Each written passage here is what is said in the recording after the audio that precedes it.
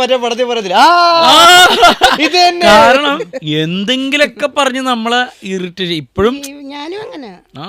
അമ്മ ഇങ്ങോട്ട് വന്നിട്ട് എങ്ങനെ ഇങ്ങനെ നിന്നിട്ട് മനസ്സിലാവും. അപ്പം ഞാൻ അവിടെ കിടക്കുമായിരുന്നു, ഇങ്ങനെയൊക്കെ നോക്കിയിട്ട് കസര ഇങ്ങോട്ട് വലിച്ച് ഒരു 15 നെഗറ്റീവ് കണ്ടിന്യൂസ് പറയാം അല്ലേ. അത് പ്രശ്നമാണ് അവിടെ, അത് പ്രശ്നം ഇവിടെ, ഇത് പ്രശ്നം അവിടെ, അത് പ്രശ്നം. അമ്മയുടെ അച്ഛൻ നാടകത്തിൽ അഭിനയിച്ചിട്ടുണ്ട്. ശരി.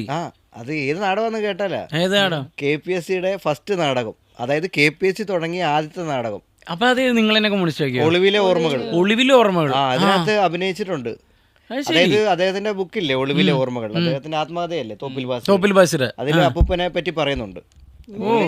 അവനെ കൊണ്ട് വായിക്കാനൊക്കെ അമ്മ വരുന്ന ഫുള്ള് വായിക്കായിരുന്നു.